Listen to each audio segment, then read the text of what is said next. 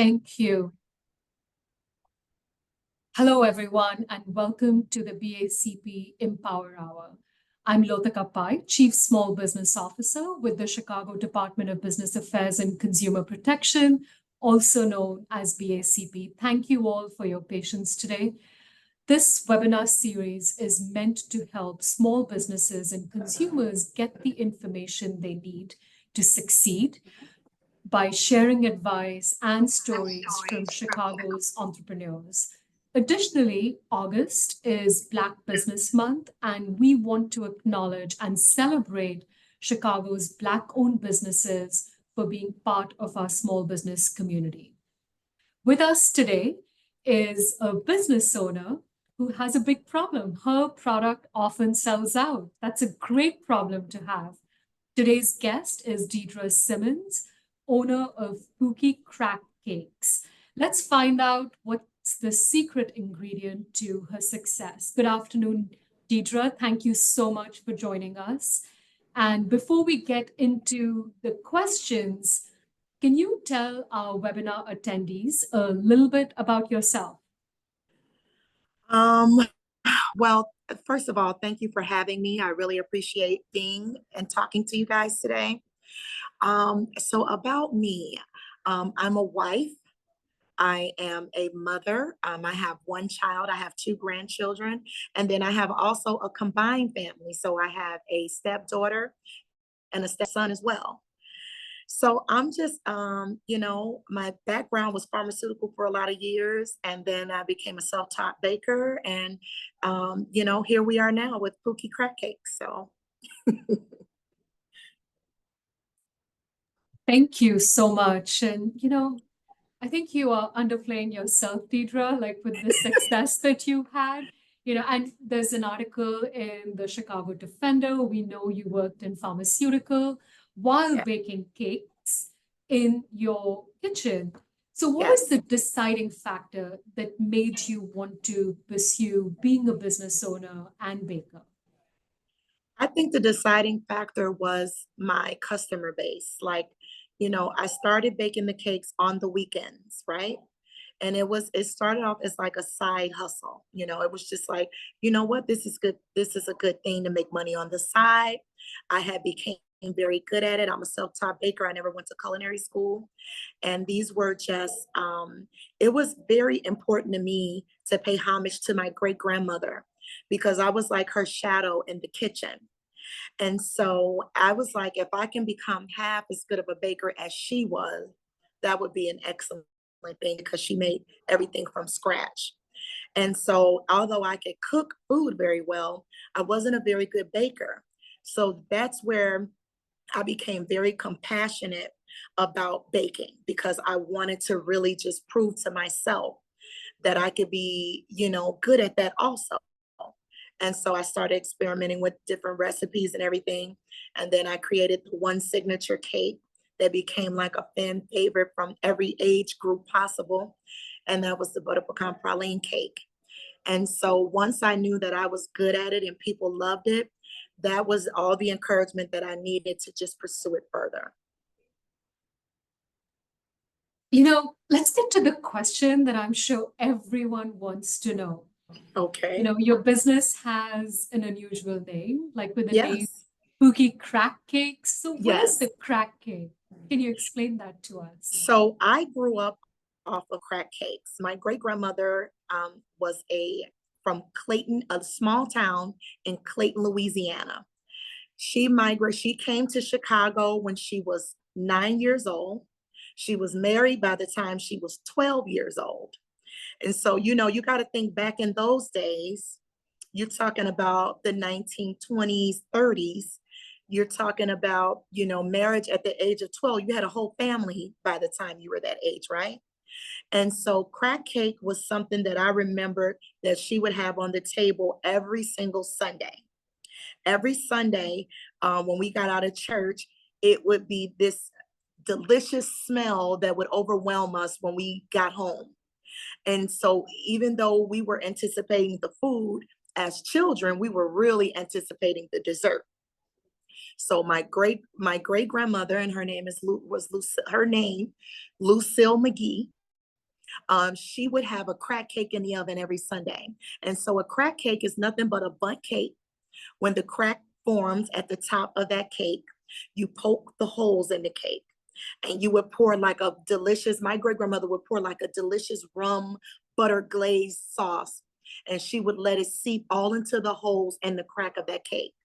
And then she would let it sit for about anywhere from 35 to 45 minutes. Because I remember we would get spankings on our hand if we tried to cut that cake sooner than what she deemed, in a timely manner for the rum and everything to seep into the cake, because that was like the key component in that cake. You had to let that rum seep in there. And it just gave you this soft, decadent, moist, ooey gooey, delicious cake. And so I grew up off that cake, and I thought everybody knew what a crack cake was, right? So when I named my business, at first I started selling cakes out of my home. So the streets would be blocked, like my customers would block the streets off. We lived on a one-way street. And so they would block the streets off, and my neighbors would be screaming out of the window, like, "What are you selling? What's going on? Why do every weekend you have the streets blocked off?" Because they were trying to get the cake. So we were running up and down stairs, me and my husband, we were running up and down the stairs to try to get customer their cakes out, right? We lived on the third floor. We lived at the top. We didn't have an elevator, so we were doing a walk up. And people would say, "You got a crack line down the street." And I say, "You know what? That's very ironic that you say that, because I sell crack cakes." And so it was just a word play on the name. And I know at first a lot of people were saying, "Oh, you named it after New Jack City." I said, "You know what I decided to do? I decided to turn a negative into a positive, because they were calling it that and they were just associating it with that anyway. So why not educate people on what a crack cake is? And Pookie, anybody can be Pookie. Pookie, if you Google the word Pookie, it's a beautiful term of endearment a cute nickname that you would give your loved ones. We had so many people reach out to us. Their government names were Pookie. And they said, "Hey, my name is Pookie such and such, and I'm such a fan of your bakery, and thank you for educating people on what the term Pookie means and what a crack cake is." So that's what I did. I just did a positive wordplay, and it's like I knew that it was going to be attention grabbing. So it's like, now that I have your attention, come and get some of this delicious cake. Come and see me. What a lovely story. Thank you for sharing that with all of us today. I mean, I can almost smell the nostalgia, and I'm like really far away Yes. from you right now. I wish we had smell a computer, right? Yeah, oh my God. Like the adjectives you use describing the hot cracks in the cake and the Yes. rum glazing. Oh my God. Thank Yeah. you. That was so beautifully described. And the fact that you've taken, a very positive endearment and you've changed the narrative, I really, really enjoyed hearing Yes. that. So thank you for sharing that story with us. Absolutely. Your bakery, Dedra, is one of the hottest bakeries on the south side of Chicago. It's in Bronzeville. So, what does a typical day inside the store look for you?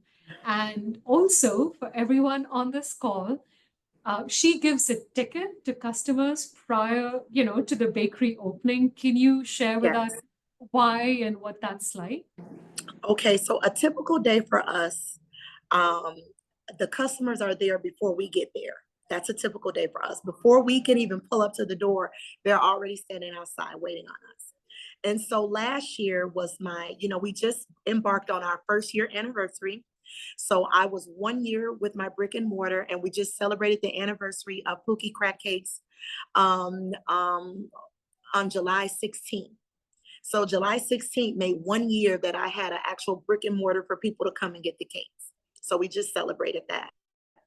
And so last year, what we were running into were people getting into literal arguments, like little spats of who was here first. "I was waiting in my car. I've been here. I saw you pull up. I was already out here." And so we're about peace love. We want you to come and get your cakes, but we also want you to come and get your cakes in peace. We don't want you to be arguing and spatting with each other about who was here first, who was here second, who was here third. So we decided to come up with the best way that we knew how to kind of manage the crowd, as far as now there's no confusion on who's here, because when you arrive, you knock on the door, if nobody's there, or we bring you a ticket to the door. And so now you can go, and no matter what time you arrive, you can go, you can make a run to the store, you can drop your kids off at school, you can go grab you a cup of coffee across the street from Sip and Savor. You can, you can relax in your car, you make it, check some emails, whatever you need to do while you're waiting on us to open, because we open up at 11 a.m., Tuesday through Saturday. And so the tickets is just to keep the confusion down. And it's been working wonderfully since we've been doing that. We haven't had any more arguments, not that I know of. We haven't had any more arguments, and everything has been in an orderly fashion. And it's been working for us so far. That is great. You have organized really well. Yes. And I agree with you, like, come in peace, take your cake and enjoy it. And it's a really quick process. Like, once you get your number, and once the doors open, you're in and out. Like, you're in line, you get your cakes, because people are so hung up over the line. It's the line every day. I don't want to stand in the line. And I just try to explain to people, don't let the long lines deter you from coming. It's a very quick process once we open the doors. You're not in there no longer than 5 minutes. Like, you're in and out, because the cakes are already made. So the cakes are made fresh every night before we open. So for instance, on Tuesdays, our first day of the week is on Tuesday. We bake those cakes fresh Monday night. They're already ready for you. You just have to come in, tell us what you want, and you pay for your cakes, and you're out the door. Yeah, no, that's great. And I've heard that your family has been instrumental to making your business work. Oh my God. Can you tell, we have a lot of people attending this webinar today. What is it like to work with family, and why did you choose to create a family-run business? So let me just say this. You gotta have a certain sense of craziness to work with your family, right? You gotta be able to handle all of the different personalities of your family, right? So I have my husband, we call him the warden.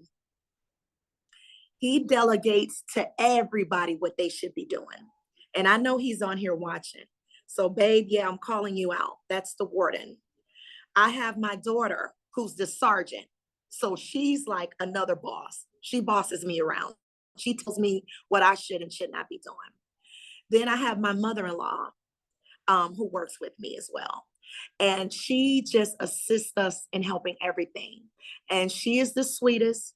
Sometimes she's a little hard-headed. She doesn't listen, but she's the sweetest, and she's the kind of the glue. Then I have my brother, which is Shondell, which is AKA Mitch. So before I opened up the brick and mortar, he was the street team. He was the one selling the cakes and taking them to the beauty shops, the barber salons, the different businesses in the area, near and far. He was traveling downtown, dropping cakes off to hospitals, dropping cakes off to the fire department, you name it, the police stations. He was everywhere. And that's when we came up with the nickname Mitch, because he was always on the move. So Mitch on the move is such a great help. He helps get the supplies. My husband is out getting supplies. Like, we all work as a cohesive unit in that bakery to make the day-to-day activities and the day-to-day things that functions in that bakery work. So it is absolutely rewarding. I wouldn't have it any other way. I love working with my family. I know it's a stigma, like, you can't work with family because they do this, they do that. As dysfunctional as sometimes we are, we get the job done every day. And I think we get the job done every day because we show each other grace. Even though we are a family, every single person has their own family, right? So we're like a family tree. And so we show each other grace and we work together, like, and we have each other's back.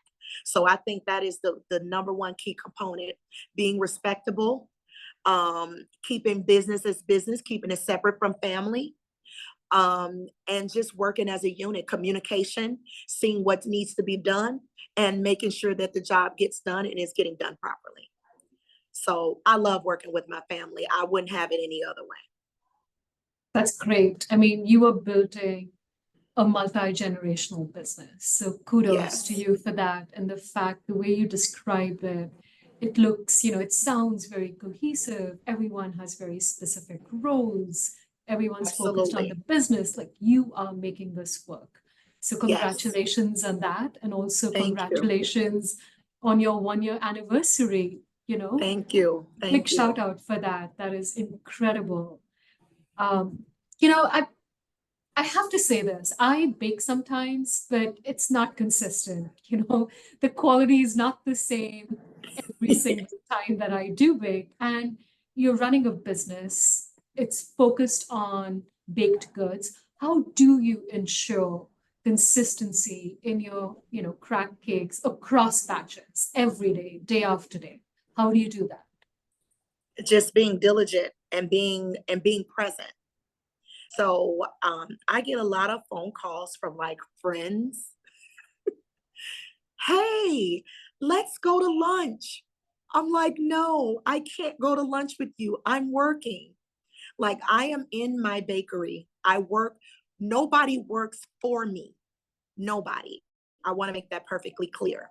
We work alongside of each other. Every individual person works for themselves.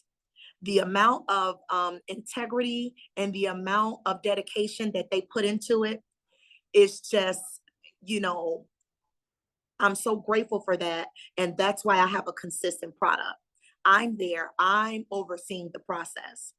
We all check behind each other. Like, my number one rule in my kitchen is we're accountable for each other.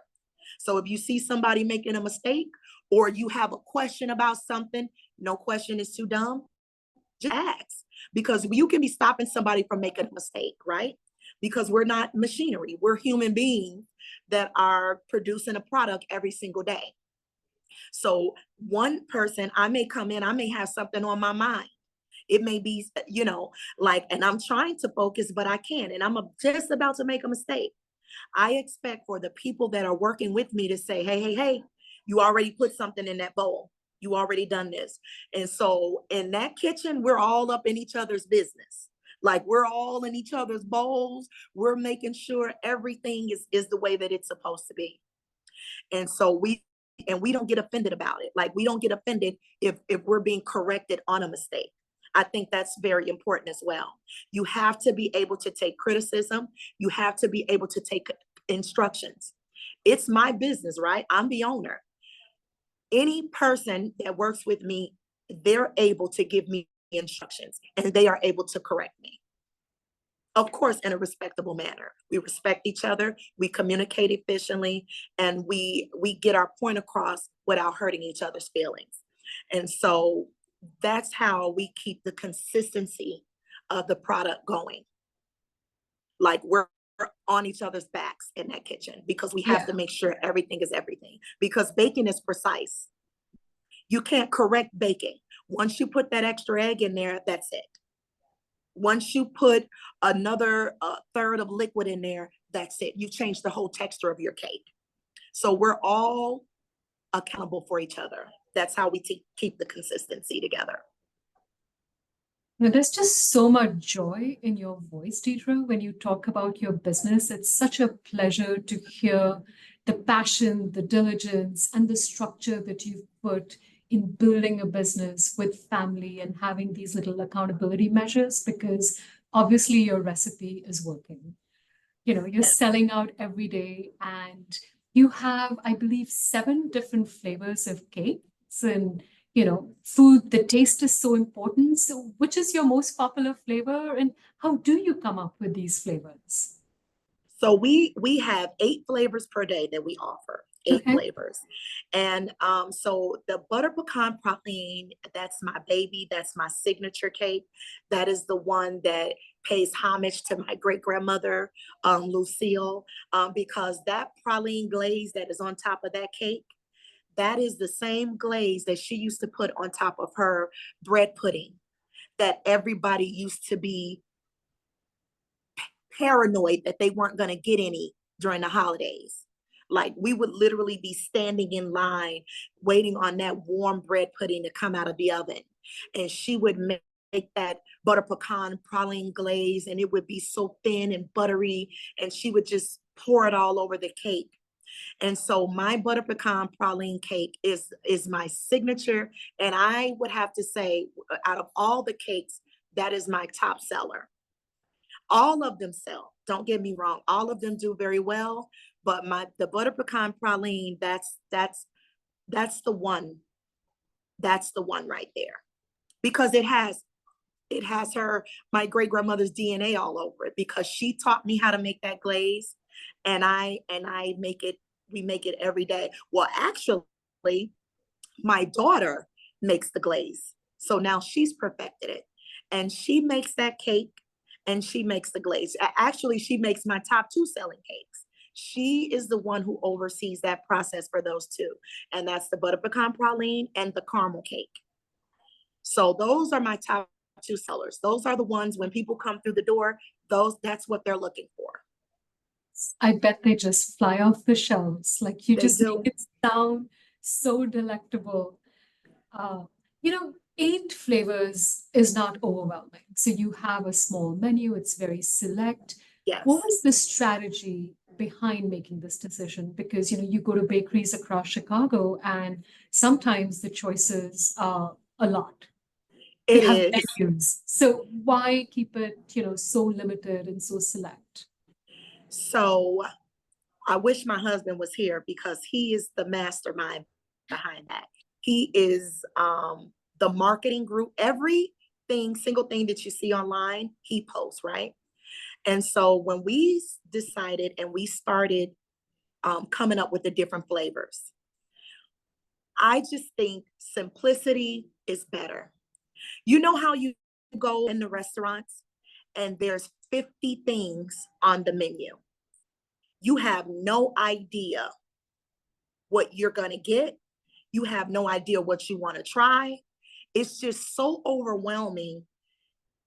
You end up at the end of the day, you end up going with something that you didn't even want because you have all of these different things in front of you. So I wanted to focus. So my focus is always quality.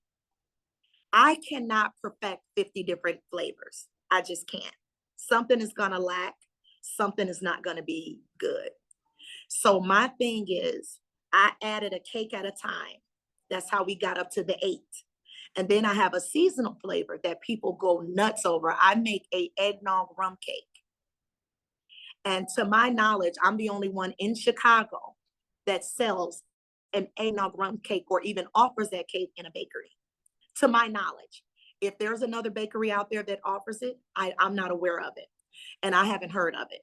So people go crazy over that one flavor. So then during the fall months, they're coming up on the holidays, we have 9 flavors.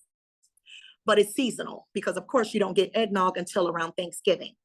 And then after New Year's, you can barely find it.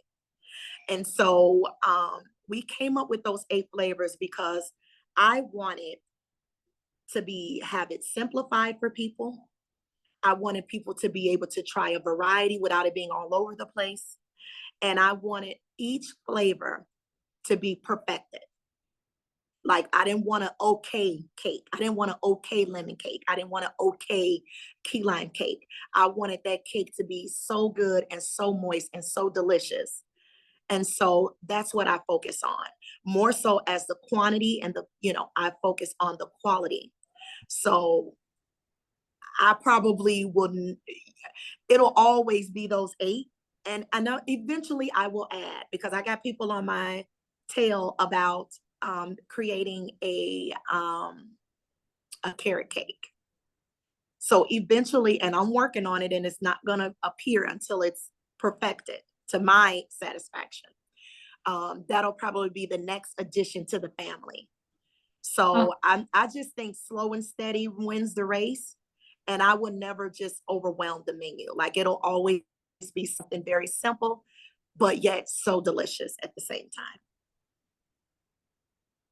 I That is such a great strategy, and it's obviously working really well for you.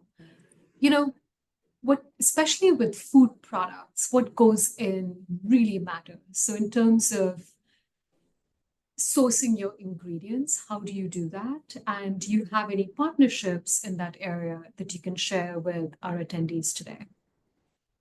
So I don't have any partnerships with anybody necessarily. I mean, we really go out. My brother-in-law and my husband, they go out and get supplies on a day. Like, we get some things that we have shipped to us, and then some things it's just not available to be shipped to us. So we have to really go out there and get it. And so we do like everybody else. We run into so many restaurant owners. We're in Restaurant Depot, and we running into everybody that we know. We're like, hey, and so we're out every day getting supplies like everybody else, wherever we can get them from Walmart. I mean, that in itself is another job. Like literally, where I had to incorporate my brother-in-law to also help with getting the supplies, because we have to sometimes go all over to get the supplies, to keep the goods and everything going day to day. So, you're doing fresh sourcing almost. Like, you buy Absolutely. what you need and then you use it. Absolutely. Okay, Absolutely. that's We don't buy really more interesting. eggs than we need. We don't buy more milk than we need. We get everything fresh. Absolutely, yes. That's great to hear, like what the focus of the business and the products is. So that's amazing. Like, just having someone go out there every single day to source ingredients.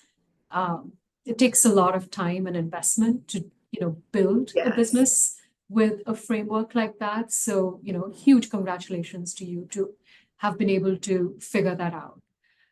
Just I wanted to switch gears a little bit and ask some very business focused questions. It takes money often to make money. And many of the people who attend our webinars, they are entrepreneurs who are looking to start their business or scale their business, and they're seeking capital.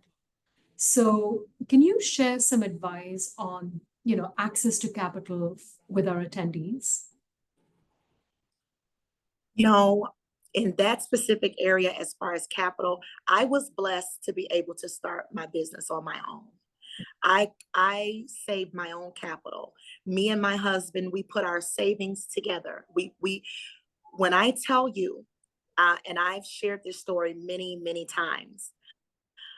When we opened our doors last year on July 16th, we had $12.84 in our account.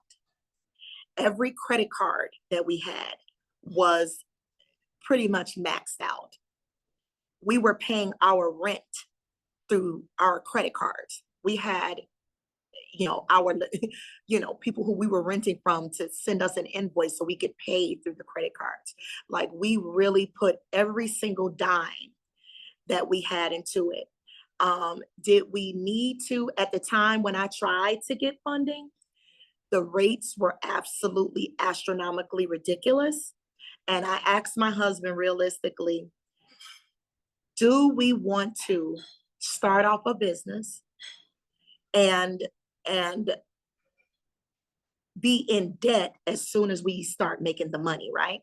Would we rather be owe somebody else, or would we rather owe ourselves? Like, would we rather pay ourselves back to get back in the green, or would we have to pay other people? And I know that that's not an ideal situation for everybody. So, because some people have nothing to start with, they don't have a savings, they're living day to day. And so, my advice would be to that, because in order to get the funding, you would definitely need to build your business side. as far as your business credit, your business structure. And so all of those I's and T's need to be dotted if you're looking for, resourcing business funding, you know. And so like right now, I mean, when I first initially opened up my business, I didn't have my business structured to the T. Like it was a work in progress. So I had to build to get to a point that I'm at now. You know what I'm saying? Like, I'm not even for sure if I would have applied for that funding at that time, that I would have even gotten it. Because again, I went from my house, selling cakes out of my home, straight into a brick and mortar. So I learned through my own process. I learned. And that's another thing that I want to put out there. I don't want people to think in order to start a successful business that you have to have this huge business plan and you have to have all of this stuff going on sometimes you just have to build on your faith in God. You have to put it out there in the universe. You got to know what you're doing on a smaller scale, because I was selling out on a small scale. Like I couldn't keep a cake in my house. It was to the point where I had a waiting list for the cake. Like when customers didn't come and pick up their cakes, I had people tearing down my line to say, I need that cake. They didn't come and get it, sell me the cake. So I had a product that I knew that was selling really well. So you really have to know your business and what you're presenting to the world, right? You have to know, if I can do this on a small scale, like if I can be this big on a small scale, then I can potentially do great on a bigger scale. So that's another thing, like all of that factors into one big bubble. And so that's my advice. Build up your business, build your business, structure it correctly so that you are able to get the business funding if you don't already have the capital on your own.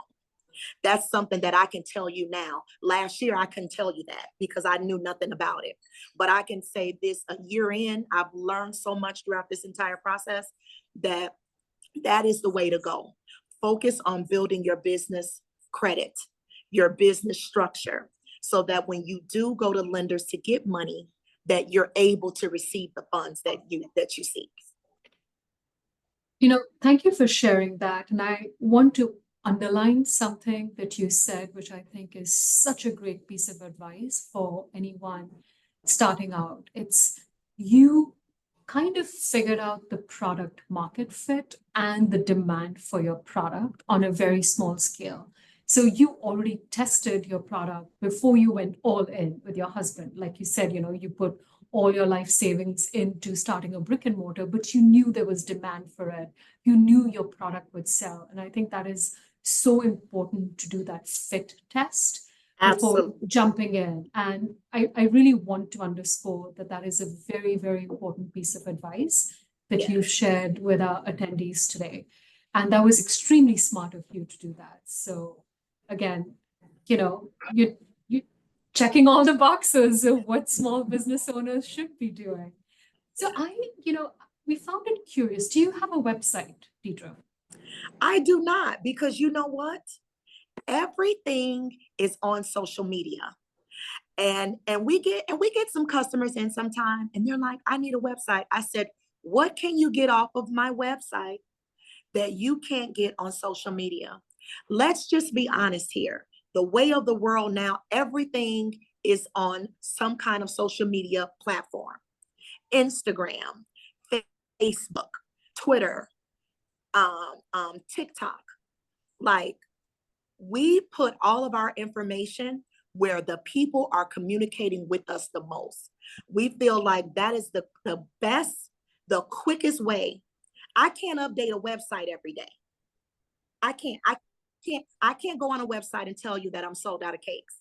But you can go right to Instagram. You can go right to Facebook and see that we're sold out of cakes. So you won't travel all the way from Bolingbrook to get there and there are no cakes left. You understand what I'm saying? Like, we decided, and I'm not saying that I won't get a website in the future.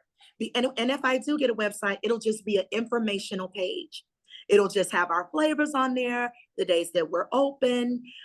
It'll just be, it'll have my bio on there, how I got started, but we're not doing online orderings right now. You know, we're not at capacity. I'm not a commercial bakery. We're just a small bakery. We produce a certain amount of cakes a day. And once they're gone, they're gone. They're sold out. So a website at this point, because everybody contacts us through social media. At this point, and I'm not saying that I won't, because we are going to get a website eventually, an informational page that people can log on and they can just see and read about Pookie Crack Cakes. But right now, we want people to get with the times. We're in 2024 and the future and everything is on social media. I'm sorry. So we keep up with the trend. And that's where we're at. Like you can directly message me through Instagram, TikTok, or Facebook, and we're answering you. I can't answer any question that you have by you looking on a website right now. Right. So yeah. That's the reason why, ladies and gentlemen, we do not have like an official website, because everything is out there for you. The information is there. It's there. It's right at your fingertips. All you got to do is click on one of those and you'll have all the information that you need, and in real time. Yes. We did look for your website and we didn't find it. So, but I have to. I'm going to get one.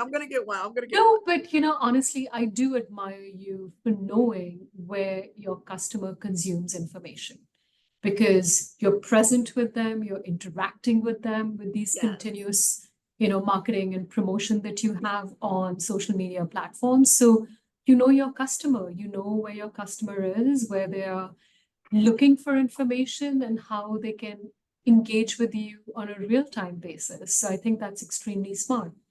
Yes. Yeah. So, like I mentioned in the beginning, August is Black Business Month. So how does Pookie Crack Cakes plan to celebrate and recognize the month? You know what? We celebrate every day. Yep. We celebrate every day. And let me tell you why. The customers that come through our door, the people that come in and support us, the neighborhood, the other businesses in that neighborhood and surrounding and everywhere that support us, we celebrate it every day.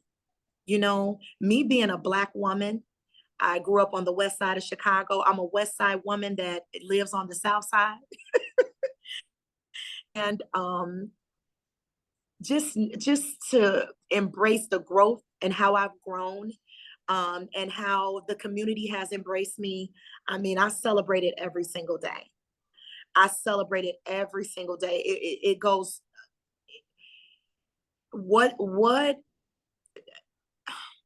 me owning a business has done for me, just as a Black woman, period, in business, because I've never been a business owner before. I didn't have a background in business. I never went to school for business.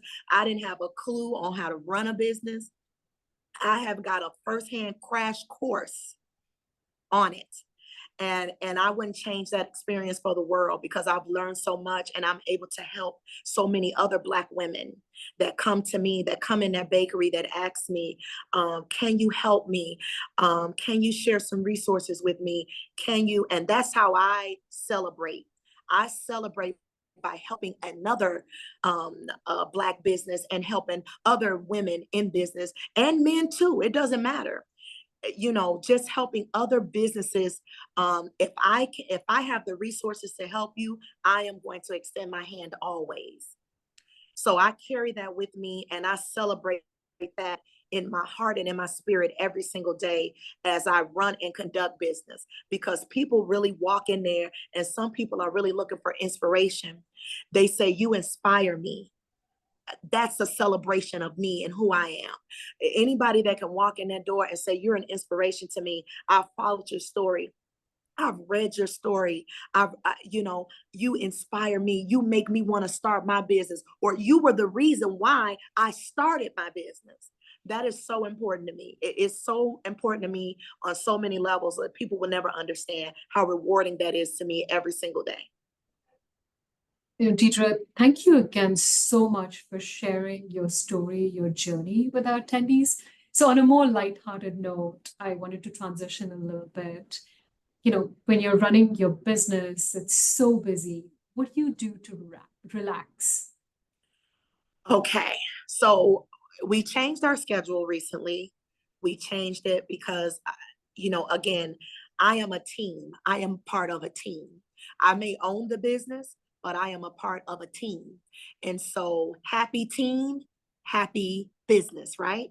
So, I recently just changed the hours. We switched the hours because we used to be open on Sundays. And so, um, my the people that work for me, they are just as important to me as me. So we came together, we changed our hours. So my weekends are now free. So even though we're open up on Saturday, um, when we sell out, I'm done for the day. And I get to spend time with what I love to do the most, which is spend time with my closest friends and my family. Like if I'm not with my family, I'm with my friends, and I'm very rarely at home. I told my grandmother the other day, I'm gonna have to give you this house and get something in the city because I'm barely here. So on the weekends, how I unwind and how I relax and the things that I love to do, I spend times with if I'm not with my friends, I'm doing something with my family. So we definitely get quality time in, and you all know, you know this, the weekend is so short, right? It's like you get off on Friday and before you know it, you're back at work on Monday. So I cram everything that I need to do on that weekend.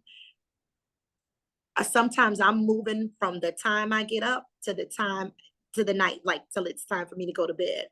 But I love it because it gives me time to unwind, and it gives me time to detach from the baking. Yeah. Because I'm doing other fun things with my family. So that's how I unwind. That's what I like to do when we're not traveling, and we do take breaks. So I just recently took everybody, my whole family, the staff, everybody that works with me. We all went to Vegas to celebrate my daughter's 30th birthday. And so those are some of the things that I do too. Like, let's take a trip. Let's take a week off. My customers and everybody know I will shut that bakery down for a week just to give us time to unwind and relax. Because when I tell you, we work very, very hard in that bakery. We're in there 12, 13, sometimes 14 hours a day. So they deserve it. We deserve a break, and we take it. And then we get back to the cake. Yes, you do. This webinar series, it's titled Empower Hour. Can you share a piece of advice that you think will empower our attendees? I would tell people to 100% believe in yourself. I don't care what nobody tell you. I don't care if somebody tell you that's a stupid idea. Why would you do that? Why would you do that? I had so many people ask me, why would you name your business Pookie Crack Cakes? And when I used to tell them this is going to be a household name, they didn't believe me. They laughed at us. They laughed at the name. They said it would never cross market. That's a stupid name. It's a silly name. And now I've been on every news station. There are lines down the block. I have people flying all over the world to come to see me, from Dubai, from India, from all of the surrounding cities, from New York, from Atlanta. We have reached, I have one location right now. As of today, I only have one location, a small non-commercial bakery in Chicago was able to reach an audience in Dubai. I was able to reach a person in Africa. So don't let anyone tell you what you can and cannot do. 100% believe in yourself. Bet on you. Put your all into it. You can't do anything lazy. You have to put everything into it in order to be successful. You can't do it. You got to put your all into it. So my empowerment and encouragement to anybody out there listening, it is to 100% believe in yourself, and don't let me be the example of what people told me was impossible. Let it be your biggest possibility. Don't ever doubt yourself. If you know that you are compassionate about what you do and your heart and your intentions are in the right place, do it, even when you're scared. I had an anxiety attack the day before we opened our doors because we had baked all these cakes and I didn't know if we were going to receive one customer. We sold out over 1,000 cake. Hundreds of people walked in my door on my grand opening day. And just the night before, I had an anxiety attack. I've never had an anxiety attack in my life because I let words from other people and I let that set fear into my mindset. And had I listened to those people, where would I be right now? So please believe in yourself. If you know that you have something that's great and people love it, don't be afraid to put yourself out there. Don't be afraid to step out on faith. That is such inspiring advice. Thank you for sharing that with us. Dedra, what is your social media handle for Pookie Crack Cakes? If you could share that with our attendees. Okay, so you can find us, and it's at Pookie Crack Cakes. You can find us on Facebook. You can find us on Instagram, and you can find us on TikTok. I really haven't tapped into Twitter yet. I have a Twitter account, but I'm gonna let my husband tap into it. He's pretty busy with handling those 3 accounts. So before we add Twitter to it, but for right now, those 3 outlets, we can be direct message. We get inboxes all day. At just the time that I've been talking to you, my phone, the notifications are coming in from one of those social media pages. So that's where we're the most active. That's where you can find information in real time. We keep you updated on everything, what cakes we have left, if we're sold out, if we made extra cakes that day. Everything can be found on one of those 3 platforms. Thank you so much. I know we started a couple of minutes late, so yes, could you stay on just a little bit longer so that we can take some absolutely. questions from the audience before we wrap it up? So I'm going Absolutely. to turn it over to Marty to facilitate the questions.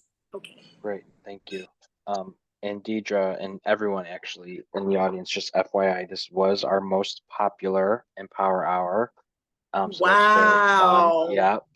Yeah, over 150. Wow. Yeah, so I saw you sharing this on social, so well, you and or your husband, so thank you guys for Yes. that. Yes. So a couple quick questions. How do you adjust operations during peak seasons? Sometimes I get in extra help. So we always have family members that are willing to like, hey, I need to make some extra money aside. Can I come help you guys out? So our busiest season, of course, is during the holidays. November is bananas for us. December is bananas for us. And I just get extra help. I get extra hands because at that time, every extra hand is worth it. Like you need the extra help. So I just increase, when we increase the volume, I increase the people that help me out with making everything happen. Mm-hmm. Do you see yourself wanting to be a commercial bakery in the future? You know, I get asked that question all the time. And to be honest with you, I don't know, because and this is just my opinion. This is just my opinion. When things are mass produced, the quality of it changes. And I'm so focused on quality that I don't know, but I'm definitely going to expand. And definitely looking at a second location, you know, hopefully sooner than later. But I don't know. That's something that I'm really on the fence about, because if I could go commercial and it absolutely does not change the quality of my product, like if I don't have to swap out one ingredient for something else, then I would definitely consider going commercial. As of right now, I want to keep it in the small batches and quantities that we make every day, because I know that I can ensure that the quality of it is really good. So that's a tough one right there, but I hope I kind of answered it, you know, to the best of my ability. I really don't know at this point. I don't know about doing the whole mass producing and going commercialized, having my cakes everywhere, all over. I don't know about that. So that's something that, again, I'm going to have to really, really talk to my husband about it, talk to my team about it, talk to God about it, to see if that's hopefully one day can be in the cards. And then one final question, but before we go, there are tons of thank yous, a lot of thank you, a lot of your inspiring and encouraging. So that's great. And then the final question, you kind of already got to it, but are you planning to expand to other locations or things like farmers markets? And if so, when? Atlanta and in New York, we have people emailing us and contacting us all the time about franchising. And we haven't even gotten to that point yet. I'm just now coming up on 1 year. We still have to streamline. Like, I want to get everything perfect at the one location first before I even open up a second location, right? And so we got to get those processes in place before I embark on that. But man, definitely nothing is impossible. And I am willing to embrace anything that comes our way, anything that is going to spread positivity and love through our baking and through our goods. I'm definitely willing to at least consider it and talk about it. But I'm sure the way God has been moving and the way God has been blessing me, I am sure that at some point we will be in other cities. I can almost guarantee that. Yes. So I'm going to say yes. Eventually we will be having other locations and quite possibly in other cities. Yes. Awesome. Well, we will end on that great note. Thank you very much, Dedra. Thanks, Lotika, and thank you everyone for attending. As a Thank you reminder, for having me. Thank you. This webinar, It was really. this webinar was recorded. You can find the whole thing online tomorrow at youtube.com/Chicago BACP. So thank you, everybody, and have a great rest of the day. Thank you, Dedra. Thank you very much. Thank you for having me. This was such a blessing. And I was so honored to even be considered to speak on the webinar for the Business Affairs Consumer Protection. This is big. This is big.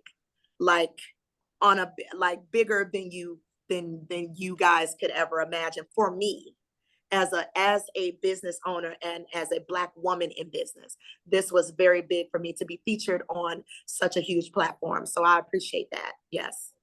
And we're very grateful to you, giving us your time and starting such an incredible business in Chicago. Congratulations on all your success. And again, thank you very much. Thank you. Take care. Thanks, guys. Bye-bye.